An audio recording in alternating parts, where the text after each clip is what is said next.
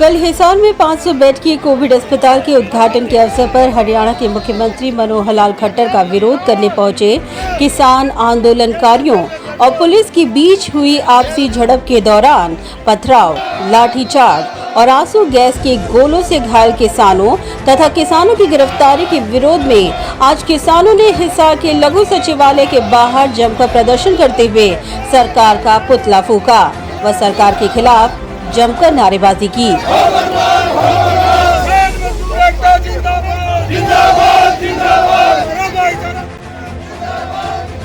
किसान सभा के प्रांतीय प्रधान फूल सिंह श्योकन ने मीडिया से बात करते हुए कहा, ऐसा है कि कल हिसार के अंदर जो घटना घटी है ये बहुत ही बेशर्मी का काम किया है हरियाणा सरकार ने, क्योंकि जब संयुक्त मोर्चा ने ये तय किया हुआ है कि हरियाणा के अंदर बीजेपी और जेजेपी का जो भी नेता आएगा उसका विरोध किया जाएगा और ये लगातार पूरे हरियाणा के अंदर जारी है। और कल यहाँ बड़ी योजनाबद्ध तरीके से जो मुख्यमंत्री ने नाटक रचा, मतलब शर्म की बात है, एक स्कूल को एक अस्पताल में बदला, कोविड अस्पताल में, उसका उद्घाटन करने के बहाने यहाँ हिसार में आया और हिसार में आकर के एक मिनट भाई है तो हिसार के अंदर मुख्यमंत्री जो योजनाबद्ध तरीके से आया और वहां पुलिस को जो उसने हिदायत दी, 11:15 बजे के करीब हमारी सूचना के मुताबिक यहां से मुख्यमंत्री निकल गया। पहली बात तो इस प्रजातंत्र का यही मजाक उड़ा रखा है कि मुख्यमंत्री उप मुख्यमंत्री किस दरवाजे से आएंगे, किस सड़क से जनता को भ्रमित किया जाता, चोर की तरह आते हैं और चोर की तरह जाते हैं। ये प्रजातंत्र का एक मजाक उड़ा रखा है। चुनी हुई सरकार का ये काम नहीं होता, लोगों से डरते हुए ऐसे आते जाते हैं। दूसरा, 11:15 बजे के करीब यहाँ से मुख्यमंत्री निकल गया। उसके बाद जब किसान अपना विरोध प्रकट कर रहे थे शांतिप्रिय ढंग से, उसके ऊपर जिस तरीके से लठ बरसाए गए, बुजुर्गों को नहीं बख्शा गया, महिलाओं को चोटें मारी, अश्रु गैस के गोले छोड़े और यहाँ तक कि सुनने में आया है, अभी पुष्टि उसकी नहीं हो पाई है, कि फायरिंग तक भी की है। और ये पहली बार हुआ है हरियाणा के अंदर, बिल्कुल नक्शा उल्टा हो चुका है। अब से पहले इल्जाम लगता था कि किसानों ने रास्ते रोक लिए, लेकिन संयुक्त मोर्चा के आह्वान पे ये पहला मौका है कि पूरे देश के अंदर और हरियाणा के अंदर भी किसानों ने कभी रास्ते नहीं रोके। आज पुलिस रास्ते रोक रही है, प्रशासन रास्ते रोक रहा है। इसका जिम्मेवार खट्टर है, मोदी है, हिसार के डीसी और एसपी है।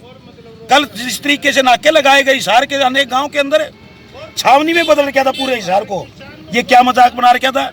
अगर रास्ता रोकने वालों के ऊपर मुकदमे दर्ज करने हैं तो हिसार के प्रशासन और अनिल भी जो गृह मंत्री है और मुख्यमंत्री, उनके खिलाफ पर्चे दर्ज होने चाहिए। और जैसे कल पिटाई की गई है उसका बहुत ही मतलब हमें दुख है और हमारे बहुत से साधनों को तोड़ा गया।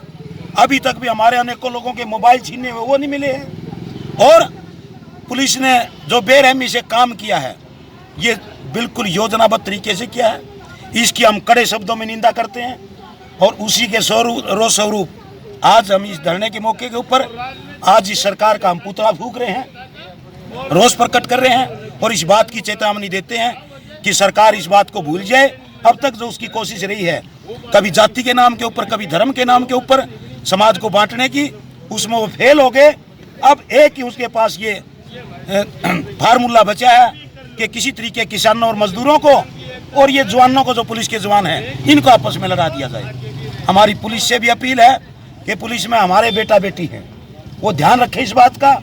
कुछ सिर फिरे लोग होते हैं, जो सिर फिरे होंगे उनका इलाज भी संयुक्त मोर्चा करेगा और ये किसान आंदोलन करेगा आने वाले समय। शौकत साहब, कल दोनों पक्षों में समझौता हुआ था कि ना तो कोई भी पक्ष एक दूसरे पे मुकदमा नहीं करेगा, जो गिरफ्तार किए थे उनको रिहा कर दिया गया। जब कल समझौता हो गया तो आज ये प्रदर्शन किस लिए?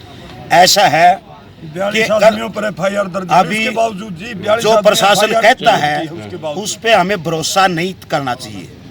कल हमारी मुख्य मांग थी कि जो लोग उनको रिहा किया जाए, वो रिहा किए गए, लेकिन हमारे बहुत से ट्रैक्टर साधनों के ऊपर नुकसान है, उसके बारे में कुछ नहीं कहा प्रशासन। और जो चोटें मारी हैं उनके इलाज के बारे में कुछ नहीं। और अभी तक ये आपके सामने खड़े हैं, हमारे जिला के प्रधान हैं शमशेर सिंह जी नंबरदार, ये हिसार जिले के बहुत ही अग्रणी और बहुत सूझबूझ वाले किसान नेता हैं। आप एक बार इनका हाल देखना। वो रामफल का और दिखा अश्रु गैस के गोले। अब इस तरीके से हमारे बुजुर्गों को और हमारे नेताओं को चोटें मारी गई तो थोड़ा सा नहीं दिखा और रामफल तेल और दिखा तगड़ा। ये जो समझौते के मुताबिक है, कल वो तय किया था टोल के ऊपर के 2 घंटे थाने का घेराव किया जाएगा, लेकिन ये रिहा करने के बाद वो थाने वाला प्रोग्राम बदल दिया। लेकिन रोज तो ये आज नहीं, जब तक किसान आंदोलन चलेगा, हिसार के अंदर जो यहाँ के प्रशासन ने और खट्टर ने जो व्यूह रचना रख के लोगों के ऊपर ये लाठियां चलाई है, इसका विरोध लगातार जारी रहेगा। एक और आज घटना हुई है कि शहर में 15 जो वो गैर राजनीतिक संगठन है, जिसमें कबीर सभा है, पंचाल सभा है, जांगड़ा सभा है, सैन सभा है, उन्होंने इकट्ठे प्रेस कॉन्फ्रेंस करके ये कहा है कि किसान आंदोलन जो है वो एक जाति विशेष का आंदोलन रह गया है। अगर आगे इस तरह की कोई घटना होती है तो वो लोग भी जो है उनके खिलाफ आप लोगों के खिलाफ प्रदर्शन के लिए उतरेंगे। ऐसा है, खट्टर सरकार इस मामले में पहले फेल हो चुकी है। ये समाज का जो नाम लेते हैं ना लोग, ये चंद लोग हैं जो समाज के ठेकेदार बन रहे हैं और राज की गुलामी करते हैं अपने काम निकलवाने के लिए। उनका कोई वास्ता नहीं। जींद में हमारे सामने एग्जाम्पल है, कहा कि वाल्मीकि समाज फंक्शन कर रहा है, मुख्यमंत्री को बुला रहा है, धनखड़ को बुला रहा है।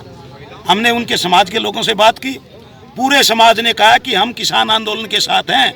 वाल्मीकि समाज ने, ये चंद लोग हैं जो इसके चमचे हैं सरकार के, उनका कोई भरोसा नहीं है, समाज उनके साथ नहीं है आज। क्योंकि ये जो आंदोलन है, ये केवल किसान को और खेती को बचाने के लिए नहीं है, ये देश को बचाने का आंदोलन है, ये लोकतंत्र को बचाने का आंदोलन है। अगर आज ये खेती उजड़ जाती है, कॉरपोरेट के घर में चली जाती है, तो ये मत भूलना चाहिए गरीब आदमी को कि आज जो राशन के ऊपर, डिपों के ऊपर अनाज मिलता सस्ता, ये सस्ता अनाज अंबानी अदानी नहीं देगा। आज जो मिड डे मील की योजना है, आंगनबाड़ी की योजना है, गरीब लोगों को जो भी रियायतें सरकार की तरफ से दी जा रही हैं, ये तमाम बंद हो जाएंगी। इसलिए हम कहते हैं कि गरीब लोगों के ऊपर, उनके ऊपर तो और ज्यादा हमला है। मतलब आपका ये कहना है कि जो वो संगठनों के लोग हैं वो सरकारी लोग हैं? ऐसा है जी कि जो इस आंदोलन के मौके पे बोलते हैं वो तो सरकारी, इसमें तो कोई कहने की बात नहीं, लेकिन वो कई बार वो जाति के नाम के ऊपर कुछ आम आदमियों को गुमराह करने की कोशिश करते हैं। लेकिन अब हरियाणा की जनता, आम आदमी के समझ में आ गई बात कि ये आंदोलन केवल किसान का नहीं है, ये मजदूर का भी है, ये हर गरीब आदमी का है, ये प्रजातंत्र बचाने का है, देश बचाने का है।